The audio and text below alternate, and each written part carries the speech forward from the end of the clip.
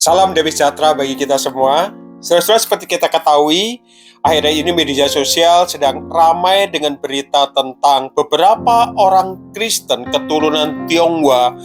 Mereka mengucapkan kalimat syahadat dan menjadi seorang mualaf. Nah, saudara, beberapa orang bertanya kepada saya, mengapa mereka meninggalkan Tuhan Yesus? Apa pendapat Pak Theo? Nah, saudara, bagi saya menjawab, mereka tidak pernah meninggalkan Tuhan Yesus. Kok bisa? Iya, saudara, mereka hanya meninggalkan agama Kristen. Mereka hanya berganti agama. Karena mereka tidak pernah tinggal di dalam Yesus Kristus.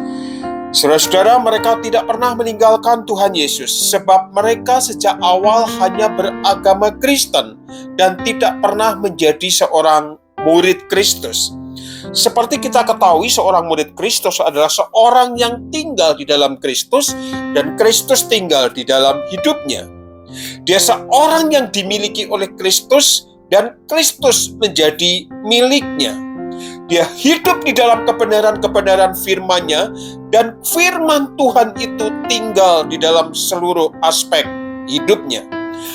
Jadi jikalau mereka benar seorang murid Kristus, mereka pasti tidak akan pernah murtad.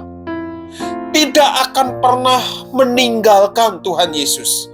Sebab Tuhan Yesus sendiri pernah berkata di dalam Yohanes pasal 10 ayat 28, Aku memberikan hidup yang kekal kepada mereka dan mereka pasti tidak akan binasa sampai selama-lamanya. Dan seorang pun tidak akan merebut mereka dari tanganku. Nah, saudara, ini adalah salah satu bagian ayat Alkitab yang memberikan jaminan keselamatan bagi seorang yang tinggal di dalam Kristus, percaya kepada Kristus, atau menjadi seorang murid Kristus.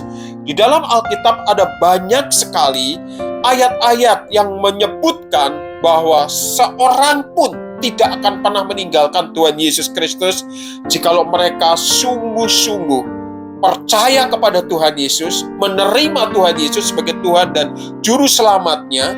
Mereka dimiliki oleh Kristus dan Kristus menjadi miliknya. Nah, saudara, jadi seorang murid Kristus sejati mustahil meninggalkan Tuhan Yesus Kristus.